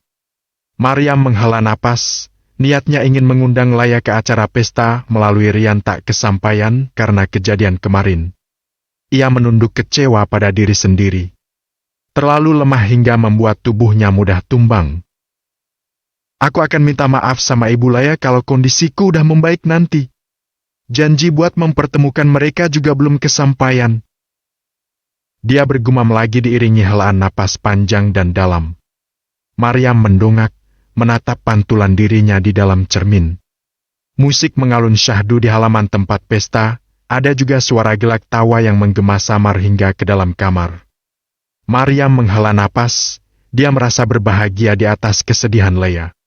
Ia terpejam, menahan air mata yang merangsek keluar. "Sayang, kenapa?" Sebuah sapuan lembut di kepala juga bisikan merdu di telinga, membuat Maryam membuka kedua matanya dengan cepat. "Kamu nangis? Kenapa?" Yuen memutar kursi yang Maryam duduki. Ia berjongkok di hadapan istrinya itu, mengusap kedua matanya yang digenangi air. "Apa ada yang mengganggu hati kamu?" Bisik Yuen bertanya seraya menggenggam tangan Maryam dengan lembut. Wanita cantik berhijab itu mengangguk pelan, menunduk dan menimbang keinginan hatinya untuk mengundang Leia ke acara pesta. "Kalau ada yang mau diomongin, bilang aja. Gak udah dipendam dalam hati," ucap Yuen menggenggam lembut kedua tangan Maryam. Perlahan, kelapa Maryam terangkat, memandang wajah teduh suaminya. Ia menangkup wajah Yuen dengan kedua tangan, menatap bergantian kedua bola mata itu. "Mas, gimana perasaan Mas kalau jadi orang yang terlupakan?" tanya Maryam hati-hati. Dag-dig-dag hatinya menunggu jawaban Yuen. "Gimana? Ya? Pastinya hati Mas jadi sakit," jawab Yuen sambil menatap riak di wajah istrinya. Maryam menggigit bibir, rasa bersalah terus saja datang menghampiri. "Emang ada apa? Kenapa tanya begitu?" tanya Yuen memindahkan tangan Maryam ke dalam genggaman. Maryam gugup. Dia tidak yakin Yuen sudah bisa menerima Leia sebagai ibunya atau setidaknya sebagai tamu di pesta tersebut. "Mas, aku keingetan sama Ibu Leia. Kita gak ngundang dia datang ke acara ini. Menurut Mas gimana perasaannya sekarang?" tanya Maryam tanpa menutupi perasaan sedih di hatinya. Yuen juga menangkap raut sesal di wajah itu. Ia tersenyum. Menghela napas kemudian. "Gak usah dipikirin. Ada yang mau ketemu sama kamu di bawah. Yuk," ujar Yuen seraya beranjak berdiri tanpa melepaskan genggaman tangan Maryam. "Siapa, Mas?" tanya Maryam seraya mengikuti tarikan lembut tangan suaminya. "Nanti kamu juga akan tahu. Dia udah nungguin kamu dari tadi," ucap Yuen misterius. Ia tersenyum. Aura kebahagiaan terpancar jelas di wajah laki-laki yang beberapa bulan lagi akan menjadi ayah itu. Maryam menatap punggung suaminya, bertanya-tanya dalam hati siapa yang ingin bertemu dengannya. Dengan langkah yang hati-hati, Yuen membawa Maryam menuruni anak tangga menuju lantai 1. Di sofa ruang tengah itu, duduk seorang wanita dengan balutan gamis dan kerudung yang menutupi kepalanya.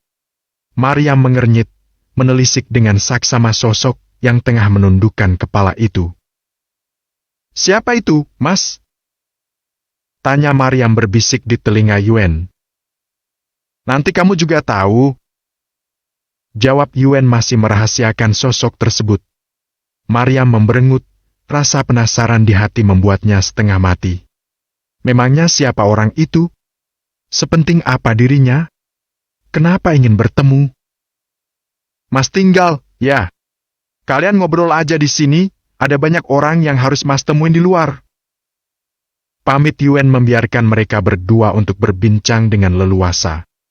Maryam mengangguk, melangkah perlahan mendekati sosok yang masih tidak menyadari kedatangannya itu. Merasakan kehadiran seseorang, sosok tersebut mengangkat kepala dan tersenyum. "Maryam?" sapanya bergetar nyaris menangis. "Ibu!" Tanpa sadar memanggilnya begitu. Leia beranjak, hatinya diliputi rasa haru mendengar panggilan tersebut. Sudah lama sekali telinganya ingin mendengar seseorang memanggil dia ibu. "Kamu manggil tante ibu, nak?" tanya Leia tak percaya. Maryam berhambur memeluk Leia, rasa sesalnya berganti bahagia. Ia kira tak akan melihat Leia di pesta tersebut. Diam-diam Yuen tersenyum melihat mereka, menghela napas sebelum benar-benar pergi menemui rekan bisnisnya. Iya. Terus aku harus manggil apa sama ibu mertua aku sendiri? Maryam berucap lirih, membuat Laya menangis tergugu. Makasih, Nak. Makasih. Ucap Laya seraya melepas pelukan. Maryam mengajaknya untuk duduk kembali di sofa. Tak menyangka Laya akan hadir di pesta tersebut. Aku kira ibu gak akan datang karena lupa kasih tahu. Ujar Maryam membuat kening Laya mengernyit heran. Ia ingat betul apa yang dikatakan Yuen kemarin. Loh, bukannya Yuen bilang kamu yang mau ibu datang ke pesta ini? Laya menatap bingung menantunya itu. Kali ini Maryam yang mengernyitkan dahi, kemudian ia tertawa kecil mengerti. Mas Yuen, Mas Yuen. Maryam menggelengkan kepala. Kenapa, Nak? Laya penasaran. Dia jual nama aku buat ngundang ibu ke pesta ini. Kemarin itu berarti dia pergi ke rumah ibu gak bilang sama aku. Mungkin dia malu, jadi pakai nama aku. Ucap Maryam sambil tersenyum bangga. Laya ikut tersenyum, tapi air mata jatuh begitu saja. Dia terisak kecil, bukan tangis kesedihan. Hatinya kini sedang diliputi kebahagiaan. Berarti baju ini juga Yuen yang beli, katanya sambil terseduh sedan. Baju? Maryam menelisik penampilan Laya dari atas hingga bawah, ia kembali tersenyum. Dia bilang baju ini aku yang beli. Tebak Maryam. Laya menganggukkan kepalanya sambil menatap Maryam. Ia mengusap air mata yang seharusnya tidak jatuh di malam itu. Maryam terkekeh dan berkata, Ya, anggap aja begitu. Maryam terkekeh. Laya tersenyum lebar menatap gamis yang dia kenakan. Semua yang dipakai Yuen sendiri yang membelinya. Maryam, dia hanya meminjam namanya saja. Kamu pasti kaget kemarin mobil Yuen kecelakaan. Ibu dengar kamu sampai masuk rumah sakit. Ucap Laya dengan sedih. Iya, Bu, tapi alhamdulillah nggak apa-apa. Semuanya baik-baik aja. Jawab Maryam sambil mengelus perutnya penuh syukur. Laya membelalak, menatap wajah dan perut Maryam bergantian. Kamu hamil? Tebak Laya disambut anggukan kepala oleh Maryam. Alhamdulillah, ya Allah. Aku akan punya cucu. Mereka saling berpelukan lagi. Bu, apa ibu tahu sesuatu tentang kejadian kemarin? Kata Mas Yuen kecelakaan itu ulah seseorang. Tanya Maryam teringat Laya yang berada di tempat kejadian. Laya menghela napas, mengangguk pelan. Bab 128, Rayuan Maya. Ibu. Maya berjalan mengendap ke bagian dalam rumah mencari Juleha. Ia tahu ibunya ada di dalam rumah itu meski tidak terlihat. Dengan mengenakan pakaian pelayan yang ia curi dari dalam dapur, Maya dengan leluasa keluar masuk rumah Yuen. Ibu, ini aku. Maya. Panggil Maya lagi ketika melihat Juleha yang duduk seorang diri di dalam kamarnya. Tak sengaja melintas dan mendapati ibunya di sana. Juleha yang baru saja masuk ke dalam kamar, menoleh mendengar suara anak kesayangannya. Ia menatap pintu di mana sosok itu muncul dengan tergesa dan menutup pintu cepat. Ibu. Maya berlari mendekati Juleha yang sedang duduk di tepi ranjang, menjatuhkan kepala di atas pangkuannya, dan menangis terseduh-seduh.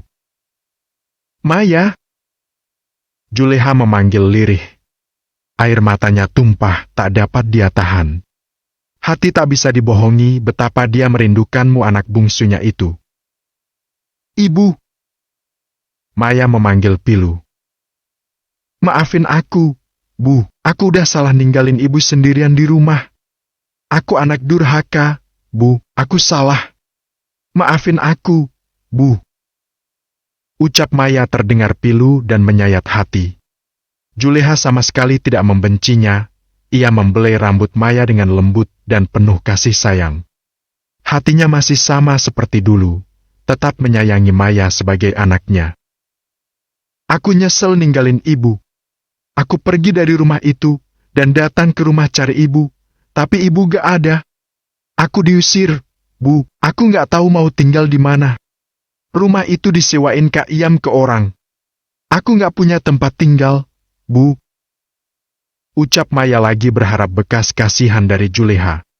Dia ingin Juleha dapat membantunya untuk tinggal di rumah Yuen. Mendapat pembelaan, serta perlindungan dari Juleha seperti dulu.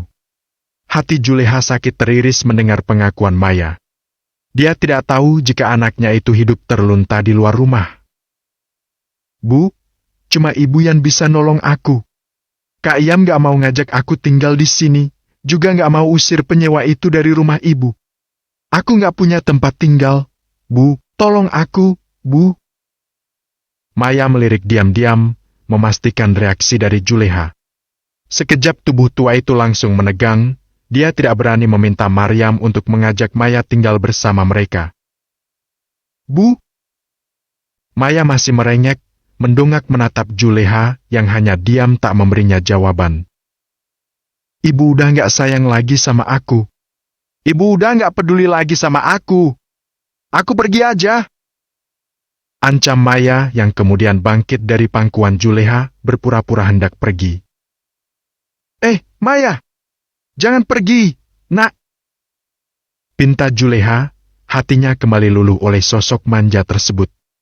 Maya tersenyum lebar, berbalik dan kembali mendekati Juleha.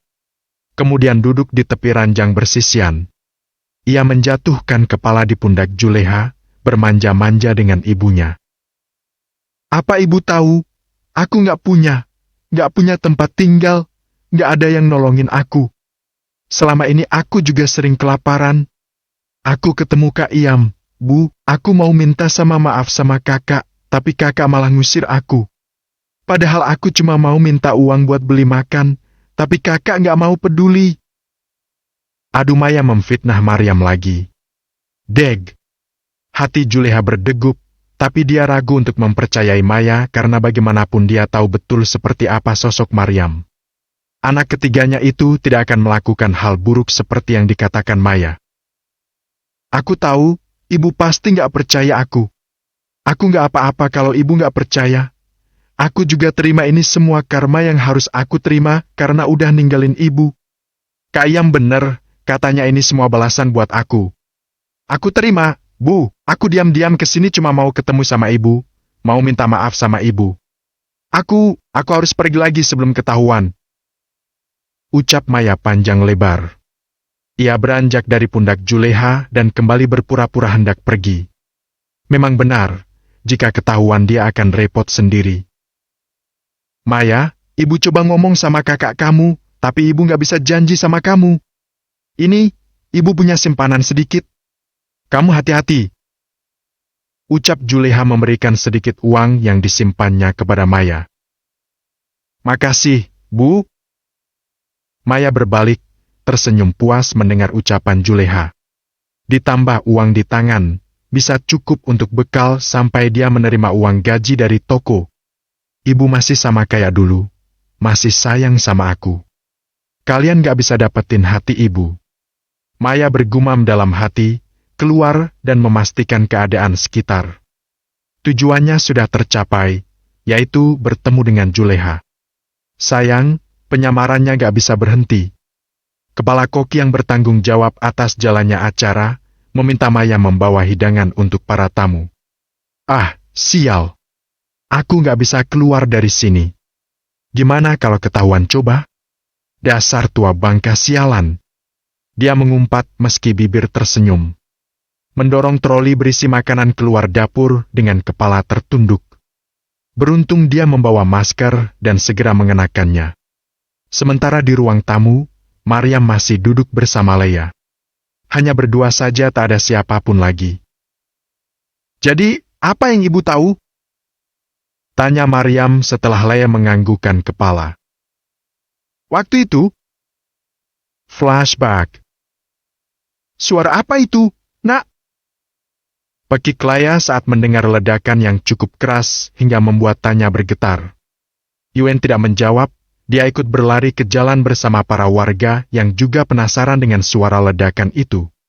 Laya membuntuti, dia membelalak sambil menutup mulut melihat mobil Yuen yang terbakar karena menabrak pohon di pinggir jalan. Astagfirullahaladzim! Ya Allah! Alhamdulillah, bukan anakku yang ada di dalam sana. Ucap Laya bergetar. Dia menangis terseduh-seduh penuh syukur karena bukan Yuen yang mengendari mobil itu. Laya melirik punggung Yuen yang sedang berbicara dengan dua orang pemuda seusia dengannya. Lalu, sesosok muncul di antara kerumunan orang itu yang diam-diam pergi meninggalkan lokasi. Laya yang curiga membuntutinya hingga ke belakang sebuah bangunan. Maya, Shirley, buat apa mereka ketemu? Gumam Laya seraya mendekat agar bisa menguping pembicaraan mereka. Mobil itu udah kebakar, tapi sayang bukan target kita yang di dalam sana. Rencana kita gagal, ucap Maya. Laya menutup mulut tak percaya, ia merapat ke dinding saat kaki gemetar dan lutut melemas. Kurang ajar! Beruntung banget si Wen itu, tapi nggak apa-apa. Seenggaknya dengan kabar kecelakaan ini akan bikin kalut istrinya itu. Dengar-dengar dia lagi hamil, kamu bisa bayangin apa yang akan terjadi kalau dia shock? Shirley tertawa kecil. Laya menggelengkan kepala, air matanya jatuh mendengar Maryam sudah mengandung cucunya. Gak! Maryam gak boleh kenapa-napa. Dia dan anaknya harus selamat. Yuen harus cepat pulang ke rumah. Tapi kamu tenang aja, walaupun rencana kita yang ini gagal. Aku masih punya rencana lainnya. Nanti malam kamu temuin ibu kamu gimana caranya? Selanjutnya biar aku yang jalanin. Ucap Shirley mengakhiri pertemuan mereka. Laya masih berdiam diri di sana sampai keduanya pergi. Terburu-buru mengambil langkah untuk memberitahu Yuen, tapi anaknya sudah tidak ada di tempat. Laya mengakhiri ceritanya. Maryam menggeram dengan tangan terkepal. Sungguh tak terduga, adik tirinya sendiri yang ingin membuat Yuen celaka. Ibu udah ngomong sama Mas Yuen? Tanya Maryam. Belum, ibu takut Yuen gak percaya sama ibu. Maryam, malam ini Maya. Gak mungkin. Bab 129, Fitnah. Maryam, kamu harus hati-hati. Ibu gak tahu apa yang mau mereka lakukan sama kamu dan Yuen. Walaupun dia adik kamu, tapi kalian beda sifat. Ibu takut anak dalam kandungan kamu jadi korbannya. Ucap Laya, riak di wajahnya begitu terlihat cemas dengan akan keselamatan mereka. Maryam tersenyum, menggenggam tangan Laya dan memeluknya. Insya Allah. Mas Yuen juga gak akan tinggal diam, Bu. Laya membalas pelukan Maryam, sedikit lega saat mengetahui ada banyak orang yang akan menjaga mereka. Diam-diam Juleha yang keluar kamar menguping pembicaraan mereka. Hatinya menggeram ketika tahu bahwa Laya sedang mencuci otak Maryam untuk membenci Maya. Laya adalah salah satu orang yang ingin pernikahan Maryam dan Yuen hancur. Dia tetap berdiri di sana ingin mendengar lebih banyak fitnah yang disebarkan Laya terhadap anak bungsunya itu. Kalian harus tetap hati-hati. Ibu takut Shirley dan Maya. Ngomong apa kamu? Juleha muncul dengan nada melengking khas dirinya. Dia kembali seperti dulu, berjalan dengan mata tajam memerah. Maryam dan Laya sama-sama menoleh, menyambut kedatangan Juleha dengan senyum ramah. Ibu. Duduk, Bu. Maryam menarik lembut tangan Juleha dan duduk di sampingnya. Ia berharap mereka dapat akrab dan melupakan semua kejadian yang telah berlalu. Maryam, kamu jangan terpengaruh sama omongan dia. Kamu lupa, dulu dia adalah orang yang mau pernikahan kamu hancur. Sekarang malah nyalahin Maya. Ketus Juleha menatap nyalang pada Laya.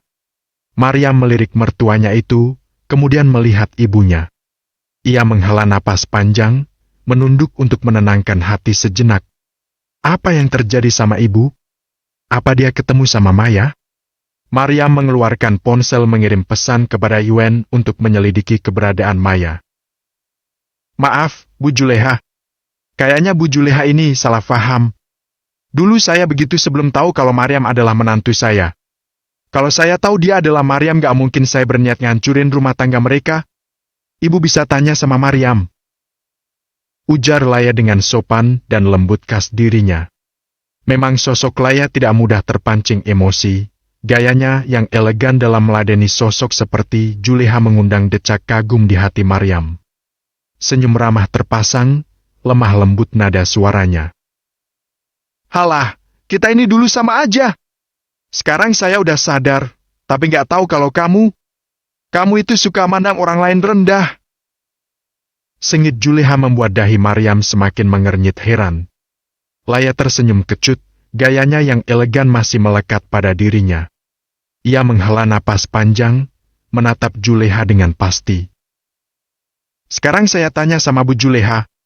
Dari ketiga anak Bu Juleha yang ada, siapa yang lebih peduli sama Bu Juleha? Siapa yang merawat Bu Juleha tanpa ngeluh? Siapa yang selalu bikin perut Bu Juleha kenyang?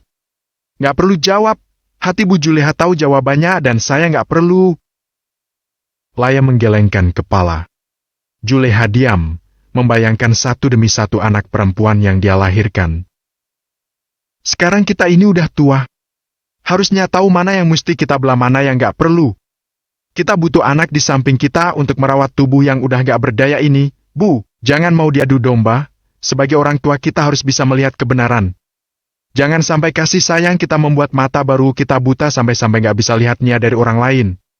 Ya, semua itu kembali lagi sama Bu Juleha. Ungkap Laya tak peduli apapun yang akan dilakukan Juleha setelah itu. Di luar seseorang berlari mendatangi Yuen yang tengah berbincang serius dengan keempat temannya. Tuan! Yuen menoleh dan mereka semua terdiam. Ada apa? Bu Lea dan Bu Juleha berdebat di dalam rumah. Adunya membuat Yuen menegang. Bersamaan dengan itu, ponsel Fatih berdenting. Ia membuka pesan yang masuk dari orang suruhannya yang menangani kasus kecelakaan kemarin. Yuen! Ia memperlihatkan sebuah rekaman kepada Yuen, di mana Maya dan Shirley bertemu di tempat. Juga dua orang laki-laki yang menyabotase mobilnya.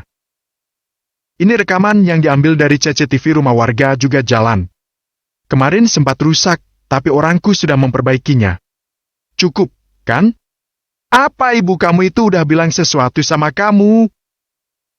Ucap Fatih melirik ke dalam rumah di mana tiga orang wanita sedang bersih tegang. Laki-laki itu menghela napas sambil melipat kedua tangan di perut. Dia berkata, Kurasa adik iparmu itu udah ketemu sama ibu mertua kamu. Kita nggak tahu apa dia berhasil mencuci otaknya. Yuen menggeram kesal. Kalian tahu apa yang harus dilakukan? Tutup semua jalan keluar. Jangan biarkan dua orang wanita itu pergi. Titah Yuen sebelum beranjak dari kursi sambil melirik rombongan yang baru saja muncul di pintu masuk. Mereka Shirley dan kedua orang tuanya. Yuen pergi menemui ketiga wanita di dalam rumah. Rian dan ketiga temannya yang lain segera bergerak melakukan apa yang seharusnya mereka lakukan. Rian dan Ricky menemui keluarga Shirley, sedangkan Fatih dan Rendi membuntuti seorang pengantar minuman yang mendorong troli. Mereka semua mencurigai wanita bermasker itu. Yuen berjalan perlahan, ingin mendengarkan apa yang sedang mereka perdebatkan. Tapi kamu gak seharusnya menuduh Maya yang mencelakai Yuen. Ujar Juleha membentuk kerutan di dahi Yuen. Ia berhenti sejenak, ingin mendengar lebih banyak.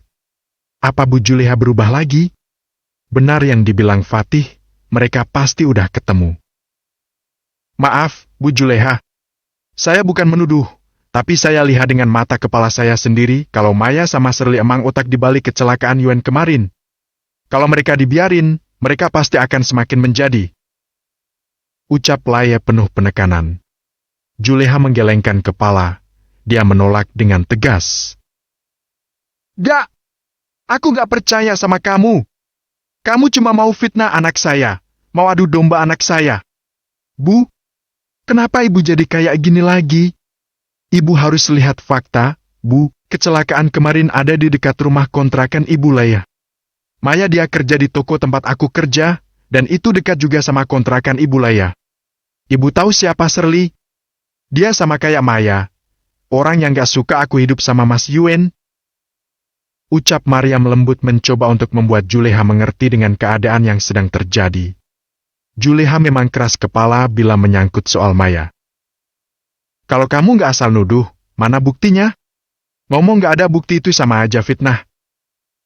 Ucap Juleha tegas. Bu! Maryam bereaksi. Aku bisa buktiin apa yang dibilang ibuku itu benar.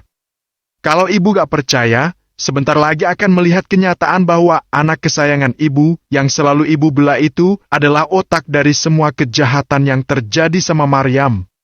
Dia gak mau lihat kakaknya hidup bahagia. Ucap Yuen sembari melangkah mendekati mereka dan berdiri di samping Maryam duduk. Juleha menganga, kedua sudut matanya menggenang air. Hatinya sakit mendengar semua orang menuduh Maya yang melakukan kejahatan. Kamu juga nuduh Maya? Katanya lirih dan terbata. Bu! Mas Yuen bilang mau buktiin, kita tunggu aja. Gak! Bab 130, dalangnya. Pak Rian, kenapa Anda menyambut kami seperti ini? Tanya ayah Shirley tersenyum bangga. Ya, Pak Yuen secara khusus meminta saya untuk menyambut keluarga. Mari, Pak Yuen minta Anda semua harus langsung masuk ke dalam rumah. Ucap Rian dengan malas. Di kejauhan Cakra dan Sarif memperhatikan, ada yang tidak biasa dari asisten Yuen itu. Terlebih, Ricky yang selalu terlihat gemulai saat ini seperti lelaki biasa. Terkesan gagah dan pemberani. Oh, hahaha, baiklah. Kalau begitu tunjukkan jalannya. Ucap lelaki itu serta-merta mengajak istri dan anaknya untuk mengikuti Rian masuk. Oh, sekarang Yuen udah sadar siapa aku dan siapa perempuan kampungan yang dia nikahi. Bagus juga mereka datang ke pesta ini bisa merubah Yuen. Shirley tersenyum sinis, merasa sudah memenangkan permainan ini. Dia berjalan jumawa dengan dagu terangkat. Memandang rendah semua orang yang ada. Pantes perusahaan Ardana jadi nomor 1 di kota ini, ternyata punya anak muda hebat kayak Yuen dan Rian. Shirley harus bisa nikah sama Yuen, gimana pun caranya. Ayah Shirley bergumam di dalam hati, menatap takjub pesta mewah yang digelar oleh Yuen. Resepsi pernikahan antara dirinya dan Maryam. Kudengar istri Yuen kampungan dan gak pantas buat Yuen. Cuma Shirley yang cocok buat jadi istri Yuen. Ya. Dia kembali bergumam, berjalan dengan senyum mereka lebar. Sebentar lagi tahta keluarga mereka akan naik bila bisa melakukan aliansi pernikahan. Silakan, lewat sini. Rian membuka pintu rumah memperlihatkan kemegahan serta keindahan yang dimiliki bangunan tersebut. Belum puas dengan keindahan yang di luar, kini mereka dibuat kagum kembali. Benar-benar. Pokoknya Shirley harus dapetin Yuen. Mereka dulu sangat dekat, sekarang juga pasti bisa nyatuin mereka. Lelaki itu bertekad dalam hati, dia berjalan di belakang Rian yang memimpin. Membawanya ke dalam sebuah ruangan, di mana Yuen dan semua orang sedang menunggunya. Pak, mereka udah di sini. Ucap Rian yang sudah berada di belakang Yuen. Nah Yuen! Ayah Shirley hendak mendekat, tapi tangan Ricky sigap menghadang tak memberinya jalan. Apa yang kamu lakuin? Minggir! Bentaknya seraya memegang tangan Ricky dan hendak menyingkirkannya. Namun, sekuat apapun mencoba, tangan tersebut tak dapat dipindahkan dengan mudah. Tetaplah di sini. Jaga batasan Anda sendiri. Ketus Rian tak lagi ramah kepada keluarga itu. Apa maksud kamu, Rian? Tadi kamu sangat sopan, kenapa sekarang begini? Tanya lelaki itu tak habis pikir. Diam! Emangnya kalian pikir apa? Pak Yuen mau jadi menantu kalian begitu? Ricky mendengus, mencibirkan bibir mengejek mereka. Lelaki itu menggeram, mengepalkan kedua tangan menahan kesal. Yuen sama Shirley itu pasangan serasi, apalagi? Mereka juga pernah dekat dan hampir menikah. Kamu siapa berani menghalangi calon istri Pak Yuen? Sentak laki-laki itu dengan berani. Shirley dan ibunya tersenyum sinis. Mereka tidak tahu apa yang akan terjadi setelah drama itu. Calon istri?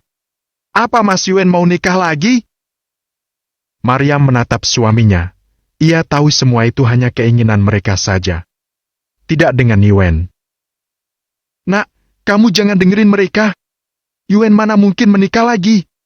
Istri Yuen cuma kamu seorang. Ucap Laya panik. Ia kira drama keluarga Shirley berhasil membuat Mariam cemburu dan salah faham terhadap Yuen. Yuen tersenyum, mengelus kepala Mariam dengan lembut. Istriku memang cuma satu.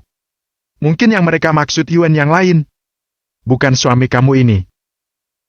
Ujar Yuen. Shirley dan keluarganya geram, sementara Mariam tersenyum puas. Terus, maksud kamu apa bawa kami ke sini? Ayah Shirley bertanya ketus. Aku mau dia bertanggung jawab atas kejahatan yang dia lakukan. Jawab Yuen sembari berbalik menghadap mereka.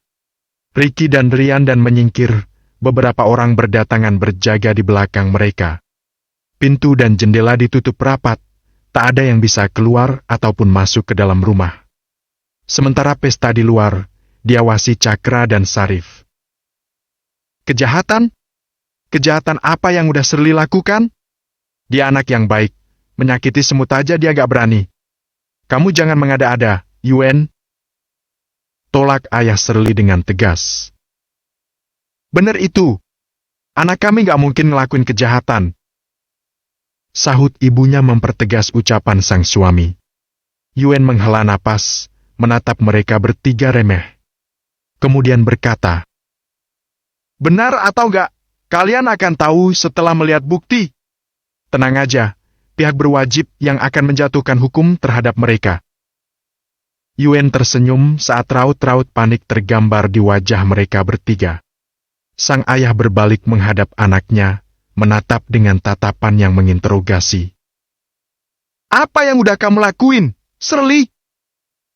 Tanyanya sambil menahan geram. Apa? Ya. Ayah jangan percaya sama mereka. Aku gak ngelakuin apa-apa. Aku juga gak ngerti apa maksud mereka. Kilah Shirley berpura-pura tak tahu. Kamu dengar?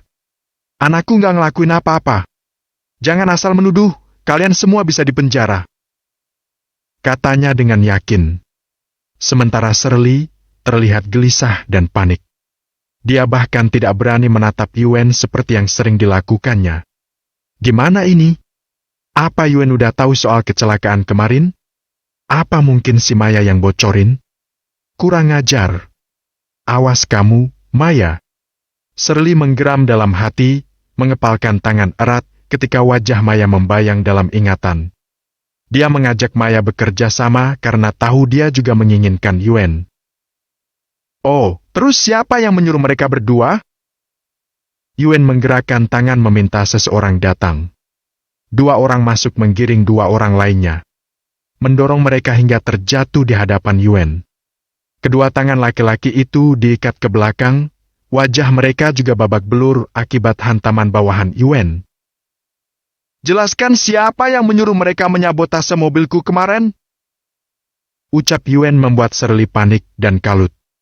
Kemunculan mereka berdua saja sudah membuatnya tersudut. Kurang ajar. Bukannya aku udah nyuruh kalian pergi dari kota ini? Kenapa masih ada di sini? Sialan. Shirley mengeratkan rahang, merapatkan gigi kesal. Kamu gak mau ngomong? Yuen mempertegas. Memangnya siapa mereka? Paling-paling ada orang yang fitnah anak aku. Mereka dibayar buat memfitnah Shirley. Ujar ayah Shirley tidak terima dengan kenyataan yang ada. Bayar? Yuen mengernyit. Hah, tua bangka. Anak kamu yang bayar mereka buat menyabotase mobil Yuen. Masih nyalahin orang. Sengit Ricky. Apa? Shirley, apa benar yang mereka bilang? Dia berbalik bertanya pada anaknya. Shirley bungkam, hanya menggelengkan kepala menolak tanpa berani menjawab. Kamu gak bisa ngomong, kan? Kalau kamu gak mau jawab, biar mereka yang jawab. Ricky berjalan mendekati mereka berdua, kedatangannya membuat dua orang itu gemetar ketakutan. Mereka masih ingat bagaimana brutalnya Ricky saat menginterogasi mereka tadi sore. Aduh, gawat. Mudah-mudahan mereka gak bilang kalau aku yang nyuruh mereka. Hah? Mau ngerasain bogem aku lagi? Ricky mengangkat kepalan tangannya ke hadapan wajah mereka berdua. Keduanya sontak menggeleng ketakutan. Bagus. Jawab aku, apa dia yang udah nyuruh kalian buat menyabotase mobil Yuen? Tanyanya langsung. Mereka diam, melirik Shirley ragu. Wanita itu memainkan kedipan mata untuk membungkam mereka. Cepat bilang! Sentak Ricky keras. Baik. Yang nyuruh kami emang Bu Shirley, tapi ada satu lagi temannya. Deg. Jantung Juleha bergetar. Apakah Maya?